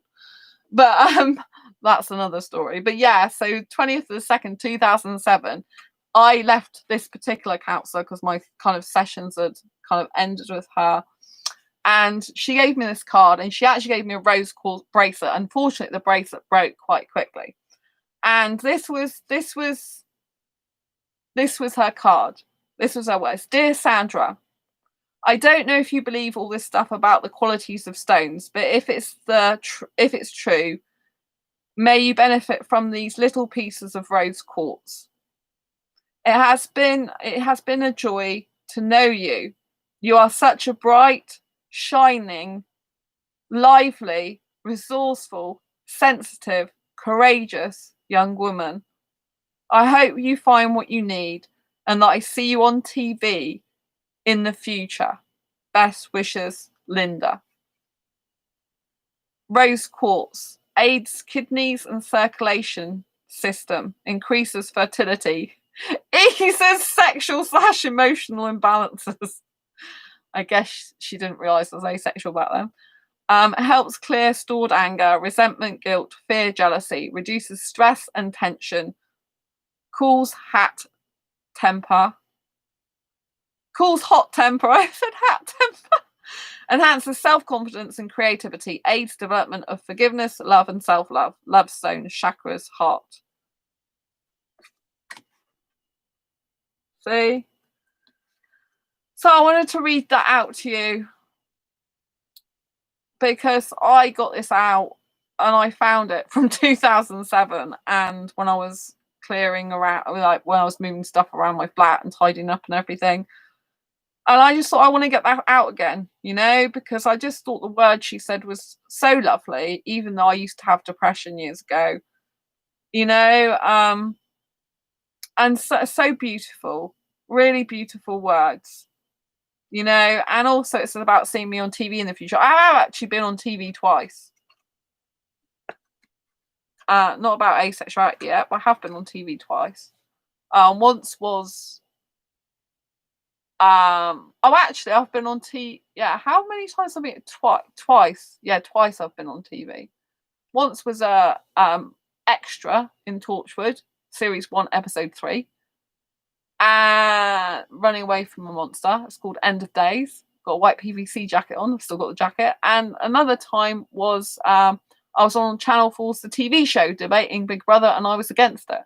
That was a live debate as well with Christian Guru Murphy. It was actually called The TV Show on Channel 4. So I went to the Channel 4 studios. That's very interesting. So, and the Torchwood was paid acting work. So I have actually been on TV twice. But I'd like to get on TV more. But yeah, so I just want to give you some hope that, things can get better and things can change, and you don't have to go with your previous programming and conditioning, but it is hard to get out of that type of pattern because, between the ages of 0 to 6 is when the roots take place. We kind of have to drag all those roots out of us to become the beautiful, stronger person that we're always meant to be, it takes courage being happy and trying to be happy and stay positive all the time. It takes a lot of strength, a lot of courage to be your true authentic self. So not just about your sexuality, your asexuality, but about being the positive, vibrant, energetic, beautiful you that's within you. Oh, I gotta see that I love Torchwood. Oh, you love Torchwood, Eddie. Yeah, it's series 1, episode 13, End of Days. I was in the trailer actually as well, but blink and you'll miss it. So it's at the end when there's a great big monster with horns going through Cardiff. I was actually filming in front of a live studio audience, and I'm running away. It's actually on YouTube somewhere. If you Google it on YouTube, series 1, episode 13, End of Days. It's when there's a great big monster with the horns, like literally trying to climb over buildings or knock buildings down. And these people are running away and screaming. And I'm wearing a white PVC jacket. Yeah. I was a little slimmer back then. But yeah, that was me. So, and I was so thrilled to be actually on the trailer for it as well for the show. I was like, yay! And that, that was paid acting work, my first paid acting job. Sadly, after that, the acting company shut down. I'm like, no! But I was filmed in 5 scenes, and then they showed me in 1 in the end, and I got to be in the trailer. But the woman whose dad run the acting agency that closed down afterwards, gutted, she'd been in Casualty.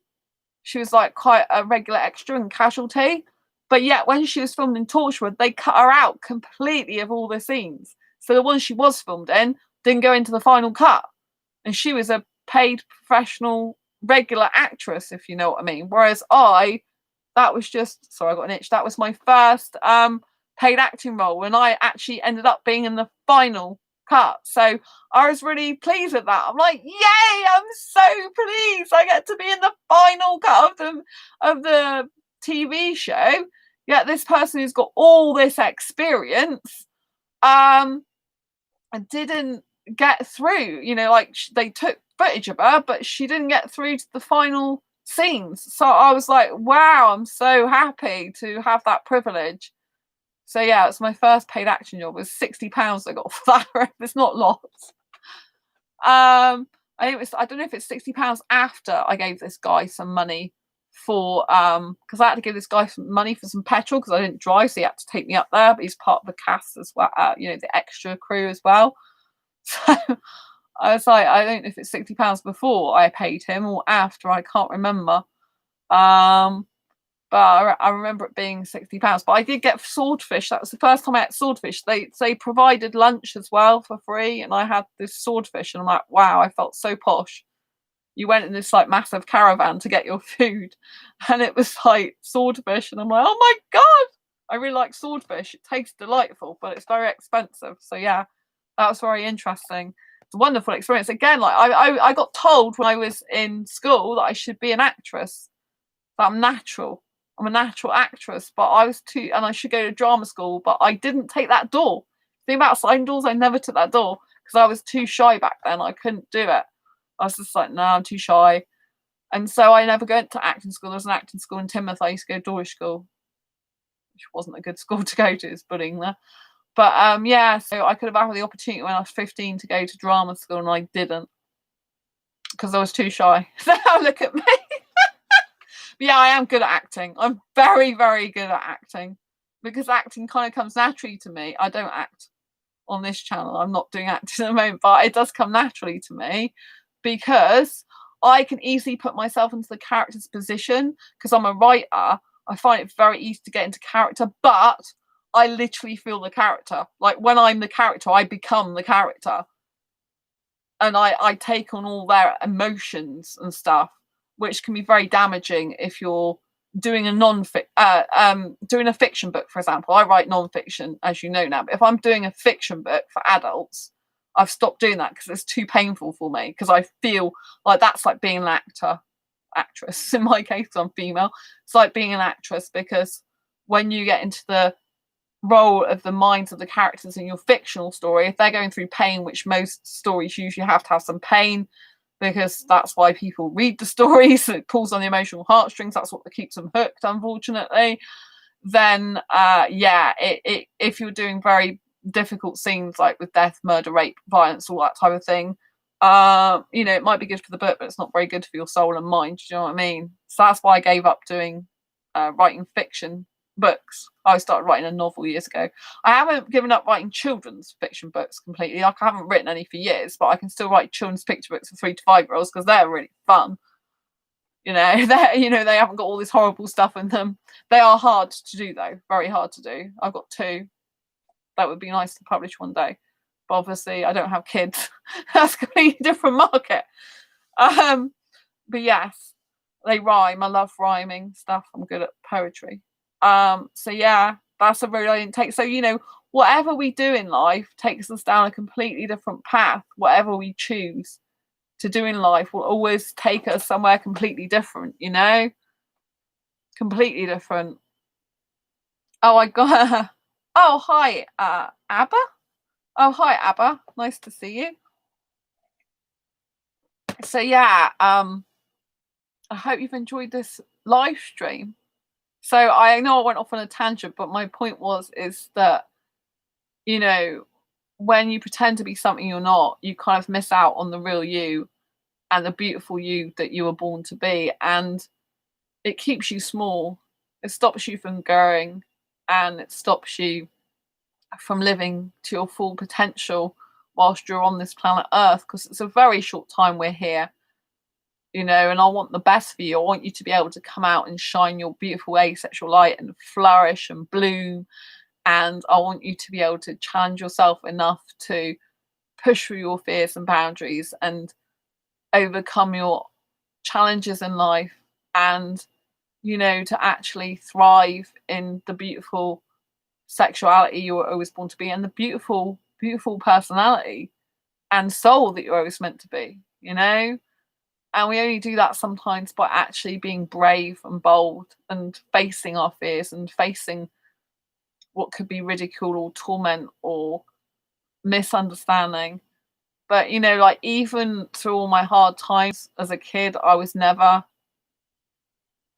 trying to not be myself. I was still trying to be myself. It was tough, but I would always speak my truth. Sometimes it caused arguments, for example, with family, but I would always speak my truth. I'm still like that now. I'll still stick up for myself now, because, hey, I don't stick up for myself, who else is going to at the end of the day? I love myself enough to do that, but sometimes we've got to love ourselves enough to walk away from those people as well, who just don't get us or understand us, and just say, hey, okay, well, I respect myself enough to walk away and to not let these people take hold of me and take over me. I know who I am. Sometimes we know ourselves better than anyone else. I've been in situations in life where someone in one of my old jobs did me wrong, right? And people believed that person, till that person then went and smacked someone in the face. And they knew I was telling the truth all along. And that person got dismissed from their job. But they weren't believed first. They thought that this person was sweet and innocent.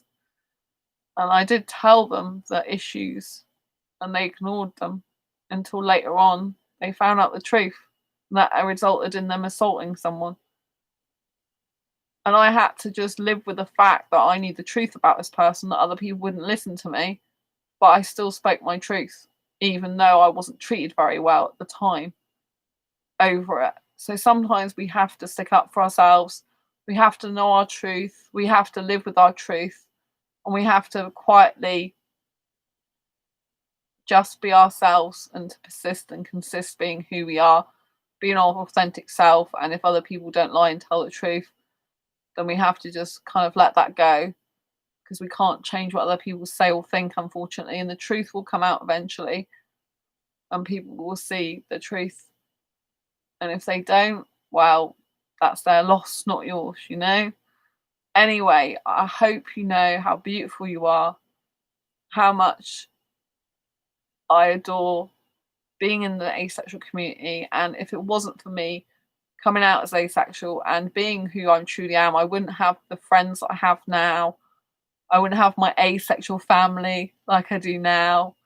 I wouldn't be doing this channel and speak to wonderful people. I wouldn't have all the people emailing me, messaging me, and being impacted in a good way. I wouldn't have my asexual groups full of wonderful, diverse range of people with all different tastes, including different music tastes, different film tastes, different food tastes, different personalities, who are still respectful of each other. I have to say, in my asexual groups, there can be lots of different types of personalities, but they're very usually, really adult about it. They're very good at being like constructively saying their point of view.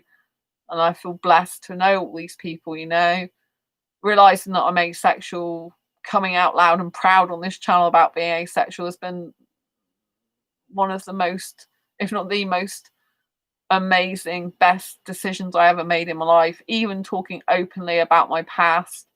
Sometimes it doesn't always help because I remember my ex a lot, and that is very difficult for me sometimes. He comes in my dreams and stuff, which I don't really want to see. But in other ways, I just feel good and liberated for being able to say about my past, including my past sexual life, in order to help other people understand themselves, because I know some asexuals have had sex and they feel kind of lonely, left out, or misunderstood, or the asexual community doesn't really respect them or accept them for who they are. And, by being open and honest about myself on here, I think it helps those people as well to know they're not alone, and that it's okay to be you. Whatever happened in your past, or even whether you have sex or you don't, you can still be asexual if you don't experience sexual attraction. It's okay to be you.